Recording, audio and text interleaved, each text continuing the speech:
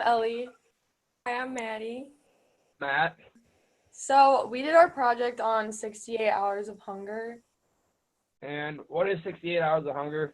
68 hours of hunger is a time frame from Monday to Friday to Monday in which we are not at school. Thousands of students from all over have to go through that whole time period without getting meals or knowing when their next meal will be. 68 hours of hunger is a meal service program ran through Meredith Everett and Tracy Stanek. The idea is for meals to be delivered to the school that it has enough food in it for the weekend, which then can be brought home by the students. This program is targeted for students in the free and reduced lunch program. So how does it work? A delivery truck comes into the school every Thursday with grocery bags that are full of foods, and each bag contains 2 breakfasts, 2 lunches, and 3 dinners of non-perishable goods. And the whole point is for it to be discreet. So each school and each location kind of has a specific way that they do it for themselves. And a newsletter gets sent out to all the free and reduced families asking for their permission to be a part of it. Some may end up needing it and some may not need it. And then even if there is another child in the house that isn't enrolled in school, they can still get a bag. And it's just super important for the families to write in the permission slip how many children are in the household, because then it gives a head count of how many bags we need. What we have accomplished. So we called Tracy Stanek, the head program coordinator from 68 Hours of Hunger. She was thrilled to bring the program to our school, but the students needed to send in permission slips so they could estimate how much food was needed.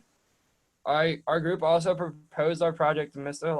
Halatzos to get his approval to bring this program to our school. He was on board as well. So then after that, once we kind of got our idea approved, we did a little more research, and Buckeye Elementary is the only other school in our district that does it, so we figured we should call them and talk to them.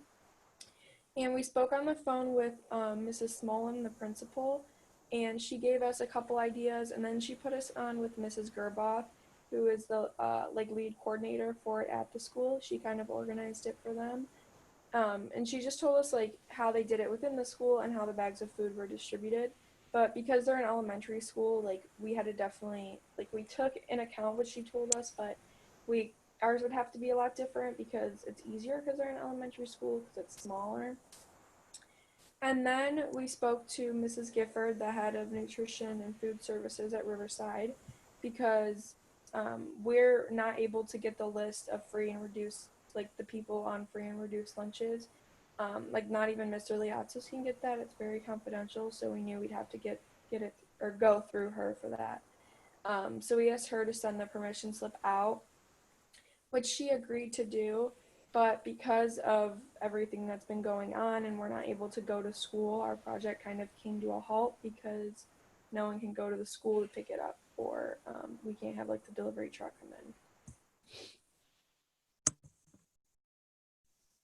So we've been kind of brainstorming what we could do next since we're kind of at a standstill with our project. And before this whole thing happened, we were possibly planning to have a fundraiser or food driver to kind of give back to the program for everything that they're doing for the community.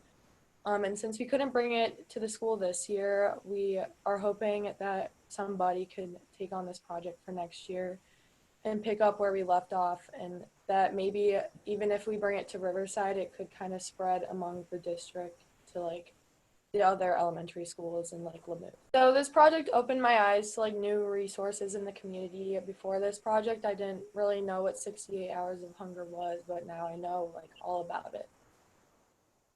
This project definitely gave me some good communication skills, I think, because we had to speak to so many adults and different people that we've never spoken to before, so I think it definitely gave me better communication skills.